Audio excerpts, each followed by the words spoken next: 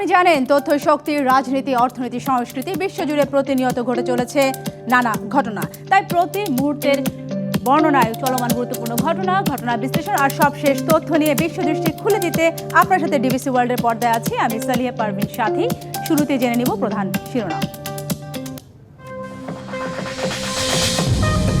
আরও 2 ইসরায়েলি জিম্মির মরদেহ হস্তান্তর করেছে হামাস। যুদ্ধ থামলেও গাজায় শান্তির ছায়া নেই, তীব্র মানবিক সংকট চরমে।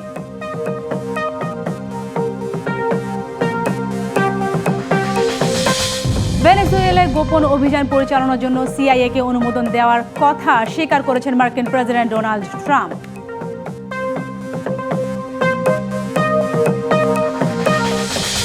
রাজনৈতিক অস্থিরতা ও দুর্নীতি বিরুদ্ধে বিক্ষোভে উত্তাল লাতিন আমেরিকা দেশ পেরু। সহিংসতায় অন্তত ৭৫ জন আহত।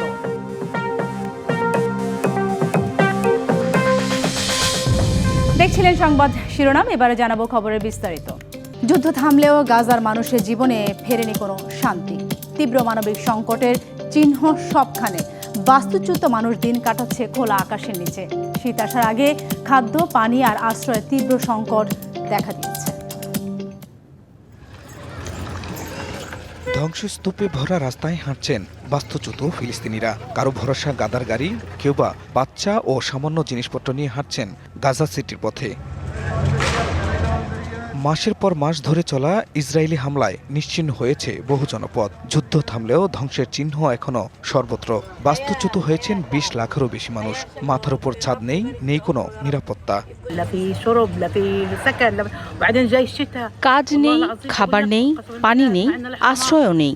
আমার ঘর ধ্বংস হয়ে গেছে। এখন আমরা ৩০ জন একসাথে এক জায়গায় আছি। কোথায় যাব, কি করব, কিছুই জানি না। গাজার আল তুফা এলাকায়ও ফিরছেন বাসিন্দারা। যেদিকে চোখ যায় কেবলই ধ্বংসস্তূপ। ঘরে ফিরলাম কিন্তু ঘর নেই, পানি খুঁজে বেড়াই, খাবারের টাকাও নেই। এটা কোনো জীবন নয়।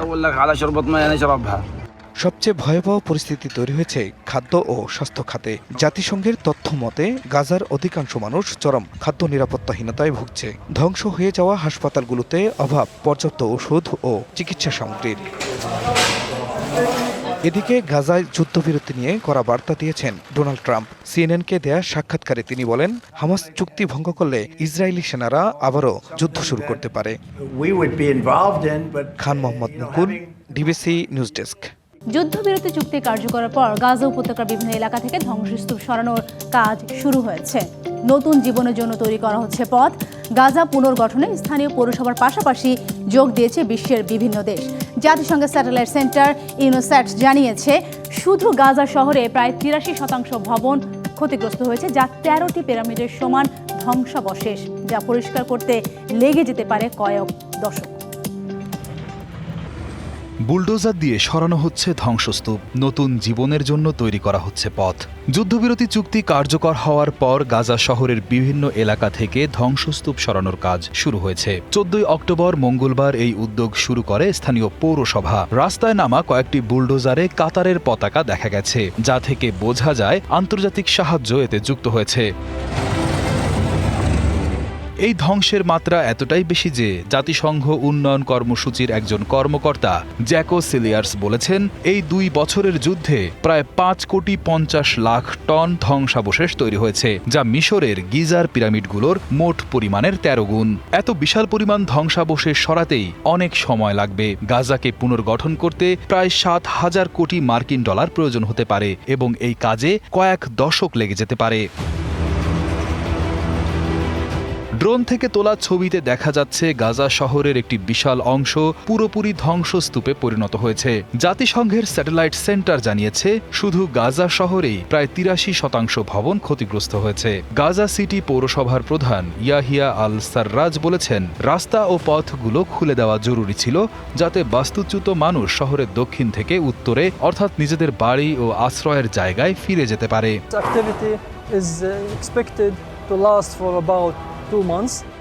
এই কার্যক্রম প্রায় ২ মাস স্থায়ী হবে বলে আশা করা হচ্ছে। এই কাজটি সম্পন্ন করার জন্য আমাদের কাছে পর্যাপ্ত সরঞ্জাম বা বুলডোজার নেই, তাই আমরা বেসরকারি খাতের সাহায্য নিচ্ছি। এই কারণেই এতে কিছুটা সময় লাগতে পারে। আজ আমরা কাতারি কমিটির সাহায্যে শুরু করছি। তারা রাস্তা খোলার জন্য গাজা পৌরসভাকে সহায়তা করা শুরু করছে। They are starting to support the municipality of Gaza for opening the roads. পৌরসভার মুখপাত্র আশেম আল নাবিহ জানিয়েছেন, যুদ্ধের কারণে তাদের প্রায় 85% ভারী ও মাঝারি সরঞ্জাম নষ্ট হয়ে গেছে। তাই রাস্তা পরিষ্কারের জন্য তারা বেসরকারি খাত এবং আন্তর্জাতিক সাহায্যের উপর নির্ভর করছে। منها حجم الدمار الهائل في قطاع غزة أكثر من 50 مليون طن. গাজা উপত্যকায় ক্ষয়ক্ষতির পরিমাণ বিশাল। গাজা উপত্যকায় এখন 5 কোটি টনেরও বেশি ধ্বংসস্তূপ রয়েছে, যা সরাতে কৌশল প্রয়োজন। আমাদের সম্পদ এবং দক্ষতার অভাব রয়েছে, বিশেষ করে ভারী যন্ত্রপাতির। আমাদের বুলডোজার, খননকারী এবং ট্রাক সহ প্রচুর পরিমাণে ভারী যন্ত্রপাতি প্রয়োজন। عدد كبير جدا من الآليات الثقيلة من الجرافات والحفارات والشاحنات. আশার কথা হলো ইউরোপীয় আরব দেশগুলো, কানাডা এবং যুক্তরাষ্ট্র সহ অনেকেই গাজা পুনর্গঠনের জন্য সাহায্য করতে আগ্রহী বলে মনে করা হচ্ছে। 2023 সালের 7 অক্টোবর হামাসের হামলায় প্রায় 1200 জন নিহত এবং 251 জনকে জিম্মি করার পর ইসরায়েল গাজায় আক্রমণ শুরু করে। গাজার স্বাস্থ্য কর্তৃপক্ষের মতে 2 বছরের এই দীর্ঘমেয়াদী ইসরায়েলি আক্রমণে প্রায় 68,000 ফিলিস্তিনি নিহত হয়েছেন। যুদ্ধবিরতি কার্যকর হওয়ার পর বিপুল সংখ্যক ফিলিস্তিনি তাদের ধ্বংস হওয়া বাড়িতে ফিরে আসতে শুরু করেছেন। Riyad Hossain, BBC news desk. পেরুতে সরকার বিরোধী বিক্ষোভ ও সহিংসতায় অন্তত 75 জন আহত হয়েছেন। আহতদের মধ্যে 55 জন পুলিশ সদস্য এবং 20 জন বেসামরিক নাগরিক। দেশটির নবনিযুক্ত প্রেসিডেন্ট হোসে জেরি এ তথ্য জানিয়েছেন। রাজনৈতিক অস্থিরতা ও দুর্নীতির বিরুদ্ধে বিক্ষোভে উত্তাল লাতিন আমেরিকার দেশ পেরু। রাজধানী লিমা সহ বিভিন্ন শহরে জেনজিদের নেতৃত্বে হাজারো মানুষ রাস্তায় নেমে আসে। প্রতিবাদকারীরা সরকারের পদত্যাগ সহ বিভিন্ন দাবিতে আন্দোলন চালিয়ে যাচ্ছেন। রাজধানীর লিমায় পার্লামেন্ট ভবনের সামনে জড়ো হয় বিক্ষোভকারীরা। রাত বাড়ার সঙ্গে সঙ্গে কিছু বিক্ষোভকারী কংগ্রেসের চারপাশে নিরাপত্তা বাধা ভেঙে ফেলার চেষ্টা করে। পরিস্থিতি নিয়ন্ত্রণে টিয়ার গ্যাস ছুড়ে পুলিশ। প্রতিদিন আমাদের মানুষ মারা যাচ্ছে, আর পুলিশ এখানে কি করছে? তারা শুধু কংগ্রেসের দুর্নীতিগ্রস্ত লোকগুলোকে রক্ষা করছে। কয়েক সপ্তাহ ধরে দেশজুড়ে বিক্ষোভ ও সংঘাত ছড়িয়ে পড়েছে। এরই মধ্যে অভিশংসনের মুখে পদত্যাগে বাধ্য হন দেশটির সাবেক প্রেসিডেন্ট ডিনা বোলোয়ার্তে। তারপর অন্তর্বর্তী সরকারের নেতৃত্বে আসেন কংগ্রেস নেতা ও ডানপন্থী রাজনীতিক হোসে জেরি। দিনা বেলুয়ার্তেকে সরিয়ে দেওয়ার পরেও কিছুই বদলায়নি। চাঁদাবাজি চলছে, খুন খারাপি চলছে, পুলিশ কিছুই করছে না। এমন একজনকে অন্তর্বর্তীকালীন সরকার প্রধান করা হয়েছে, যিনি মূলত 90 দশকের সব দুর্নীতিগ্রস্ত দলগুলোর জোটের প্রতিনিধি। আমরা এই সব কিছুর প্রতি বিরক্ত। সংকট সমাধানে কর্তৃপক্ষের ব্যর্থতার কারণে হতাশা ও ক্ষোভ থেকেই সরকার বিরোধী বিক্ষোভের সূত্রপাত হয়। বিক্ষোভকারীরা বাড়তে থাকা অপরাধ দমন, রাজনৈতিক সংস্কার এবং নতুন সংবিধান গঠনের দাবি জানান। আব্দুল আল মারুফ, ডিবিসি নিউজ ডেস্ক। যুক্তরাষ্ট্রে জনপ্রিয় ব্ল্যাক হকের আদলে আধুনিক সংস্করণের নতুন অ্যাসল্ট হেলিকপ্টার বাজারে নিয়ে আসছে চীন। বুধবার তিয়ানজিন শহরে 7ম হেলিকপ্টার এক্সপোতে স্থান পাওয়া নিজস্ব প্রযুক্তিতে তৈরি Z-20 সিরিজের এই হেলিকপ্টারটি উড়ন্ত অবস্থাতেও শত্রুপক্ষের লক্ষ্যবস্তুতে হামলা চালাতে সক্ষম। নতুন একটি অ্যাসল্ট হেলিকপ্টার নিয়ে আসছে চীন। এই হেলিকপ্টারটি বর্তমানের আধুনিক যুদ্ধের জন্য খুবই উপযোগী। এটি চীনের নিজস্ব প্রযুক্তিতে তৈরি Z-20 হেলিকপ্টার সিরিজের একটি নতুন আধুনিক সংস্করণ, যাকে মার্কিন যুক্তরাষ্ট্রের জনপ্রিয় ব্ল্যাক হক হেলিকপ্টারের সঙ্গে তুলনা করা যায়। এটি মূলত একটি আক্রমণকারী হেলিকপ্টার হিসেবে ডিজাইন করা হয়েছে। এই প্রদর্শনী শুধু একটি সাধারণ মেলা নয়, এটি একই সাথে বিমান শিল্পে সহযোগিতা এবং নতুন প্রযুক্তির আদান প্রদানের একটি বিশাল মঞ্চ। এই বছর প্রদর্শনীটিকে আরও বড় এবং উন্নত করা হয়েছে। সবচেয়ে আকর্ষণীয় খবর হলো চীনের নতুন অ্যাসল্ট হেলিকপ্টার Z-20T প্রথমবারের মতো জনসম্মুখে আসছে।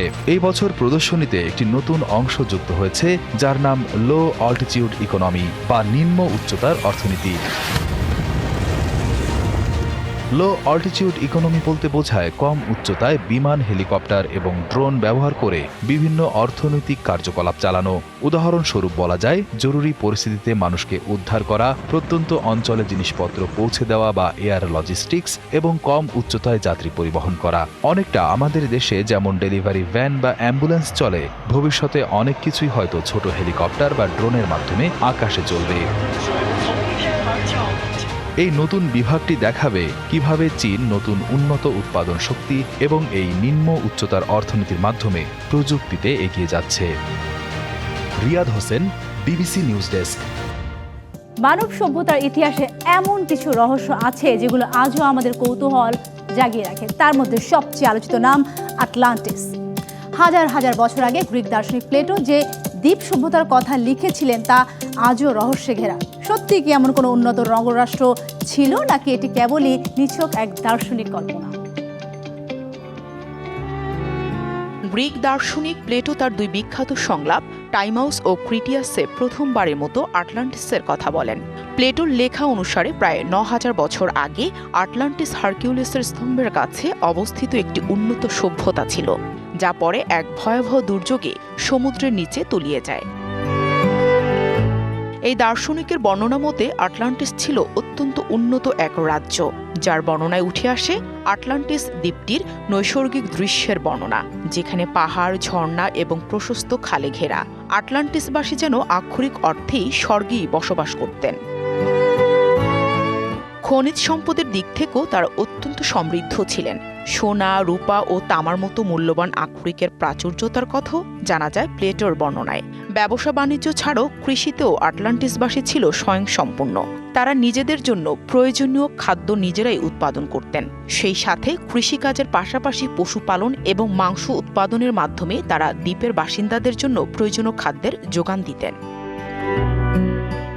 সেই সাথে তাদের ছিল বিশাল প্রাসাদ, চমৎকার নগর পরিকল্পনা, কৃষি ও নৌবাহিনীতে উন্নতি এবং এক শক্তিশালী সাম্রাজ্য।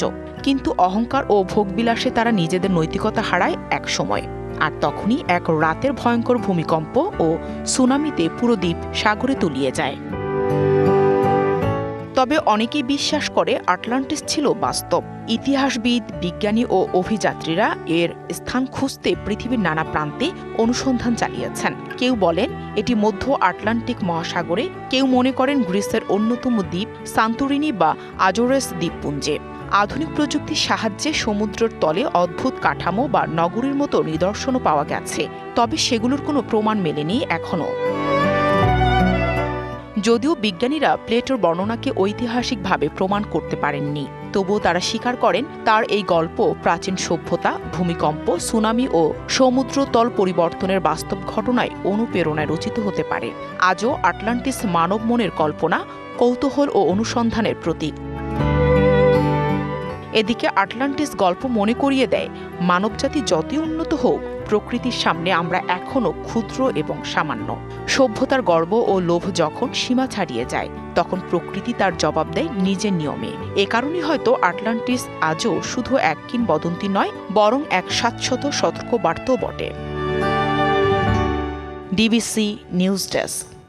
ডিবিসি ওয়ার্ল্ডে এই ছিল এখনকার মতো। ডিবিসি নিউজের সংবাদগুলো পড়তে ভিজিট করুন dbcnews.tv আর ভিজিট করুন ডিবিসি নিউজের ফেসবুক পেজ এবং ইউটিউব চ্যানেল। ডিবিসির সঙ্গেই থাকুন।